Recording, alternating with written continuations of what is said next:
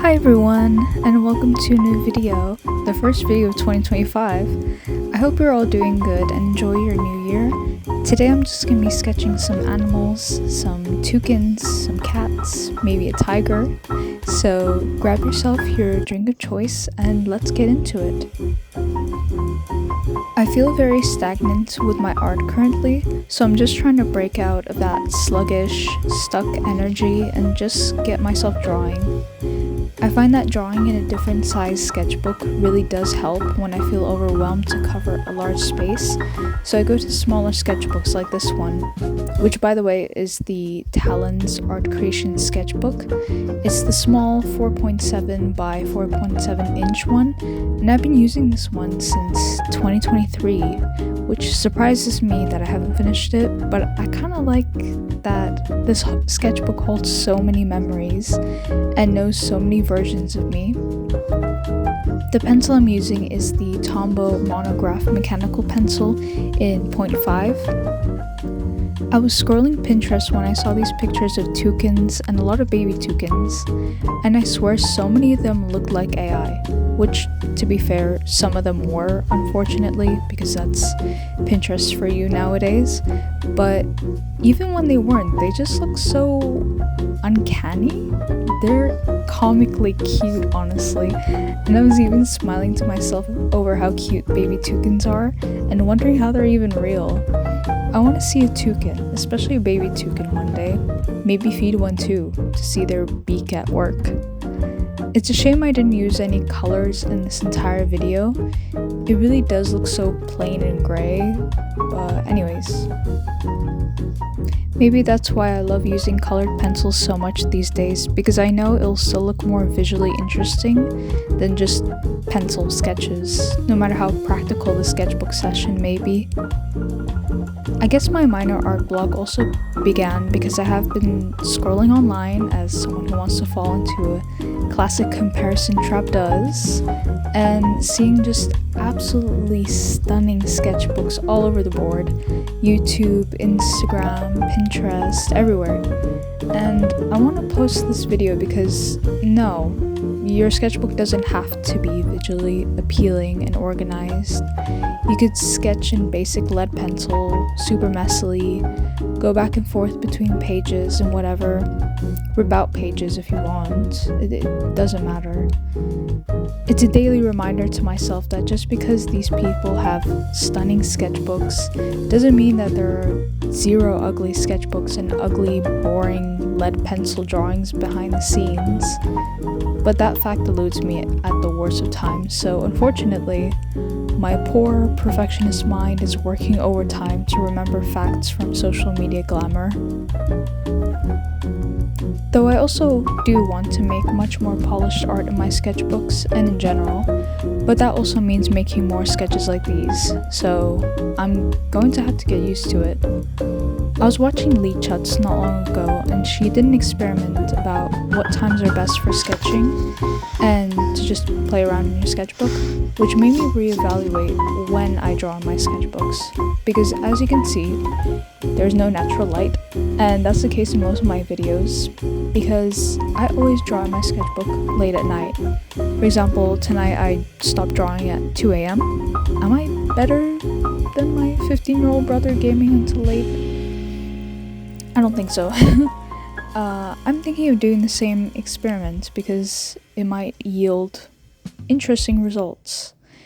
Because when I used to draw in the afternoon a few years back, I still made good quality art and was very present, and another factor was I was outside when I drew. Nowadays I just sit in my room with the industrial light lamp above my head and sketch without much else to it. There's no memory or emotion either, which is one of my favorite things to see when I look back on my art, to see my sketchbooks and remember how I was feeling, where I was, all that jazz. It's fun. I guess maybe the fact that I'm aware about the present, that I don't see any memory in it, but eventually I'll reminisce on this current period and think about how I was feeling, which, sorry future me.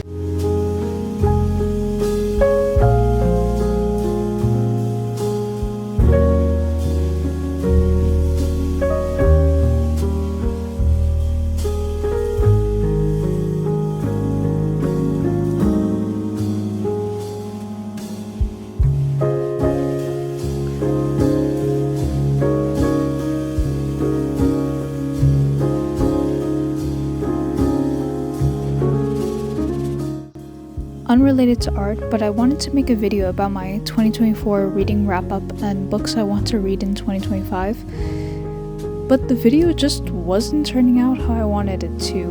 My audio was absolutely terrible because of that little microphone I've used in past videos, and making videos about books without showing myself on camera is kind of hard to pull off right, but maybe I'll talk about books now.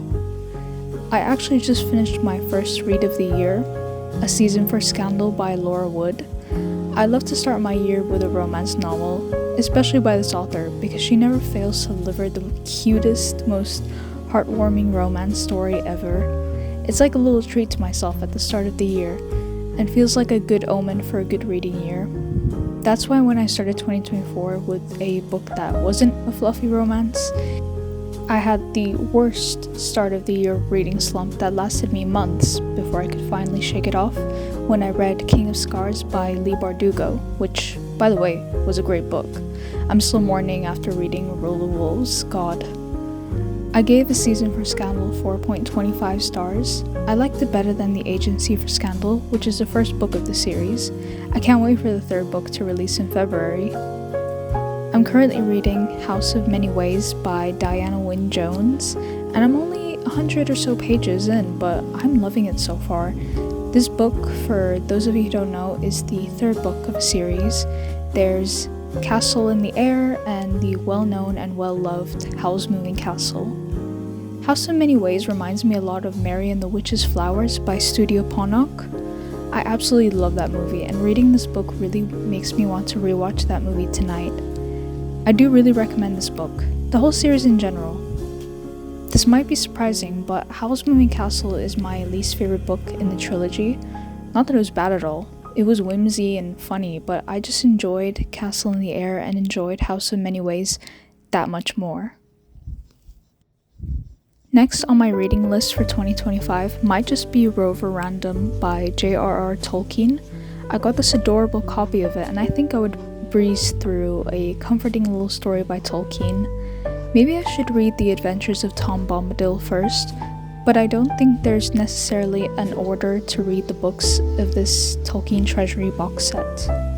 Either that, or I'll read Yumi and the Nightmare Painter by Brandon Sanderson, which is another book I really want to read this month. I've been wanting to get this book for months, and I finally got a copy of it, so I'm excited to read it. The only other book by Brandon Sanderson that I've read was Trust of the Emerald Sea. I enjoy his writing style. It's different to what I'm used to, but still makes me have a clear vision of the story that's taking place, and I love the way he wrote Tress. She felt like a very realistic and compelling female main character, and I heavily relate to her. I too have unruly hair and an ever-growing mop collection. Comment what books you plan to read in 2025, because I would love to know. Maybe we're gonna read the same books this year, maybe you've read a book that I have on my list, maybe I've read a book on your list, you never know.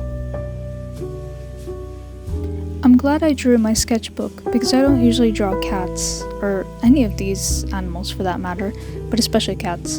Despite how much I adore them, I can never nail down cat anatomy and placement. They're just fluffy balls in my mind. That's why I love black cats. They're a cushion to drawing cats.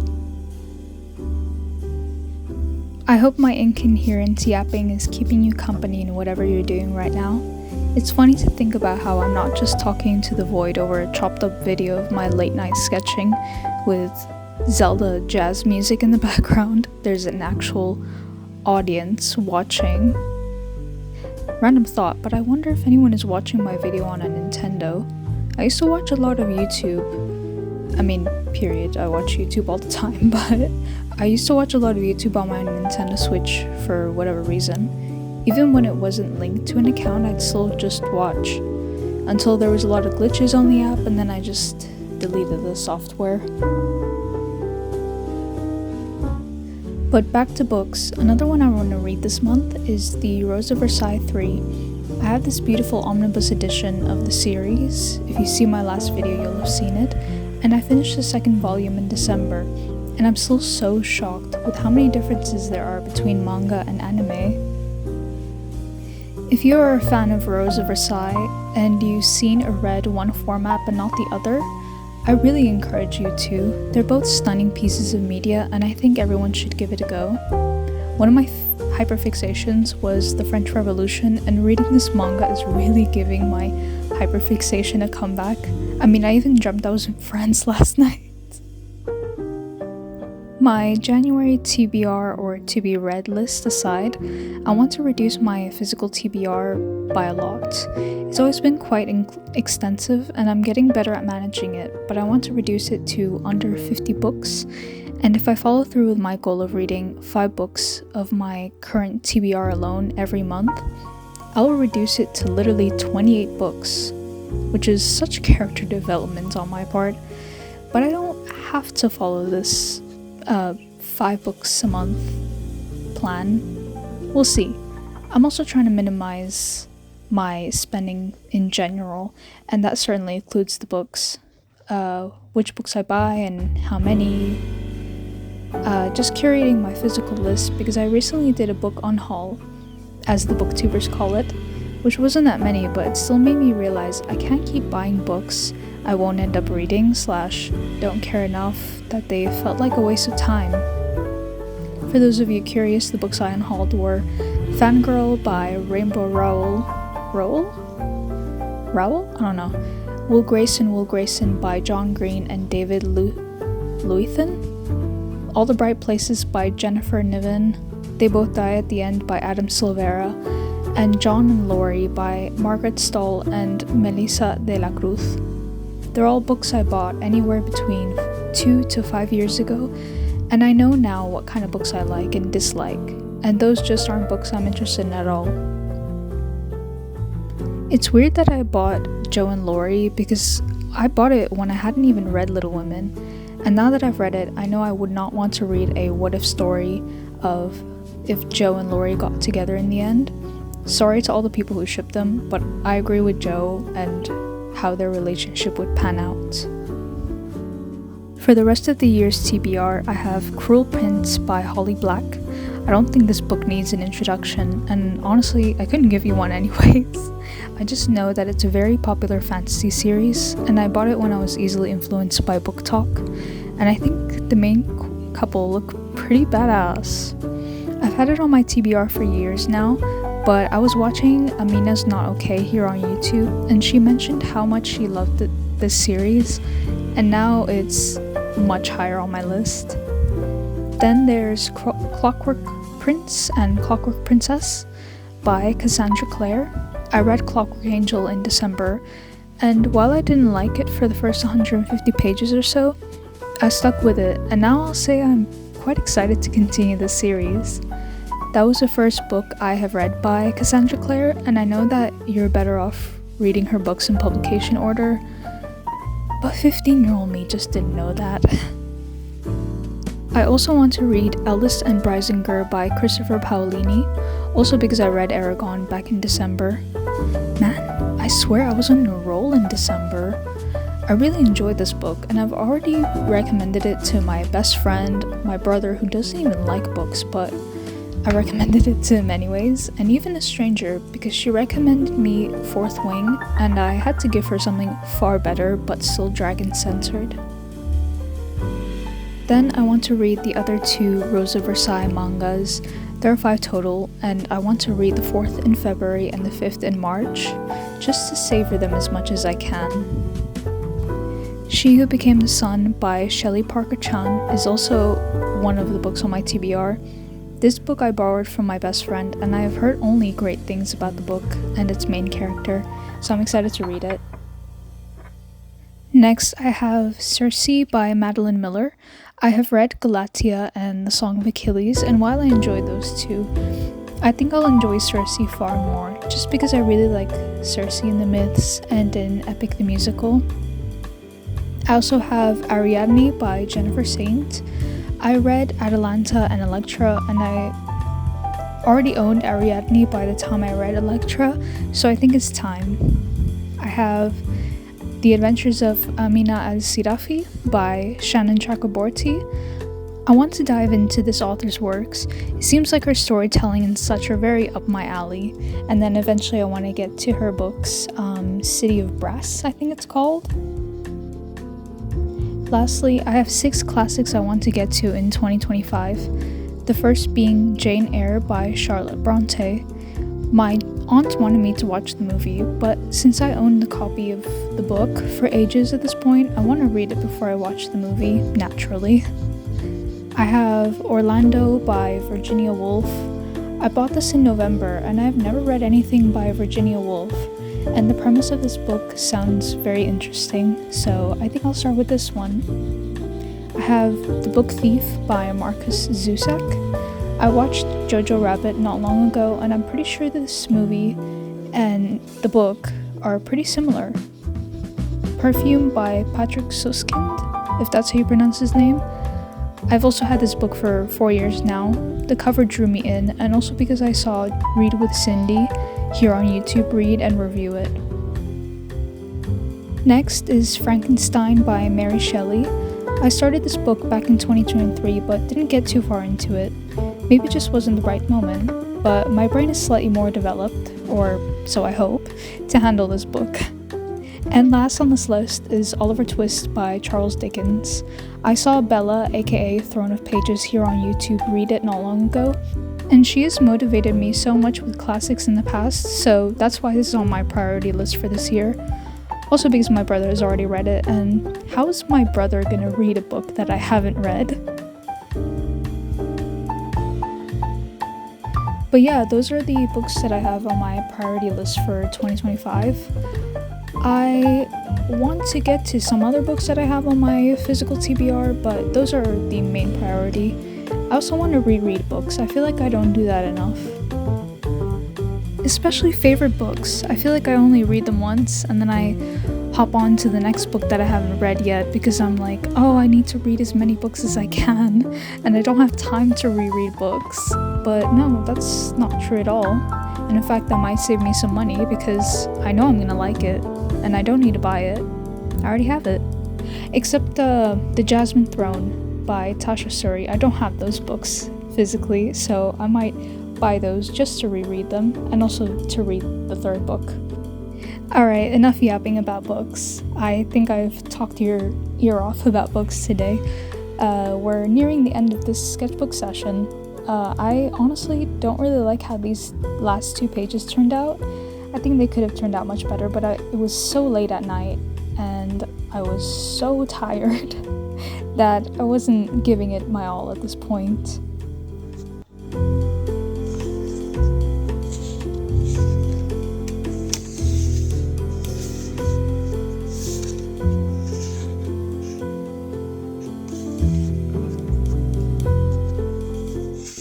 Nonetheless, I hope you enjoyed this video. I hope you also maybe drew some animals or whatever it is you're drawing, and I hope you're satisfied with what you drew. Until then, I will see you in the next video, hopefully. Bye bye!